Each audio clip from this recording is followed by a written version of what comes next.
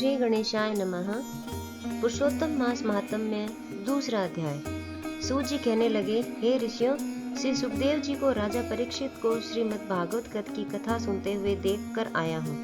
ऋषि कहने लगे, हे सूत जी, जो कुछ आपने वेद व्यास जी के मुख से सुना हो वही कथा सुनाइए। सूत जी बोले, हे ऋषियों, जैसा मुझ में ज्ञान है और मैंने व्यास जी के मुख से सुना है वह मैं तुमसे कहता हूँ। एक समय नारद जी विचरते हुए भगवान नारायण के निवास स्थान में पहुंचे। वहां पर भगवान के चरणों से अलकनंदा नदी बह रही थी। वहां पर ब्रह्म में लीन जितेंद्रिय निर्मल और तेजोमय ऋषि को देखकर भगवान ने उनको नमस्कार किया। तब साष्टांग नमस्कार कर श्री विष्णु की स्तुति करते हुए नारद जी कहने लगे, हे देवादिदेव, संसार के स्वामी, दया सिंधु, आप सत्यवादी हो, त्रिसत्य हो, सत्य के सार रूप सत्य से ही उत्पन्न हो और सत्य योनि हो, आपको नमस्कार है। हे भगवान, सब प्राणियों के हृदय विषयों में आसक्त है, स्त्री पुत्रादि के मोह में फंसे हुए गृहस्थी लोगों का हित करने वाला लाभदायक कथा व्रत कुछ विचार कर मुझे बतलाइए। मैं आपके मुखारविंद से कुछ सुनने के लिए ब्रह्मलोक से आया हूँ।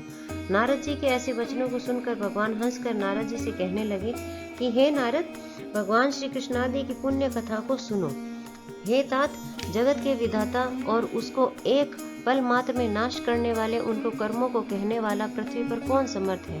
हे नारद जी, ऐसे भार युक्त कथा भी तुम जानते हो, परंतु फिर भी दारिद्रता को हराने वाला, यश और श्रेष्ठ पुत्रों को देने वाला, मोक्ष देने वाला, शीघ्र सेवन योग्य ऐसे अद्भुत पुरुषोत्तम मास महात्म्य को कहता हूँ।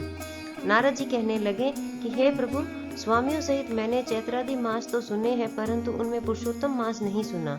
यह पुरुषोत्तम मास कौन सा मास है और यह कैसे हुआ? हे कृपानिधे, यह सब आप मुझसे कहिए। इस मास का स्वरूप और विधान मुझसे कहिए। क्या करना चाहिए, स्नान कैसे करें और दान क्या करें, और जप, पूजा तथा उपवास आदि क्या साधन है? इसके अतिरिक्त और भी कोई सार हो, यह सब बतलाइए। सूत जी कहने लगे, हे ऋषियों, नारद जी के ऐसे जनहितकारक वचनों को सुनकर भगवान चंद्रमा के समान शीतल और शांति देने वाले वचन बोले।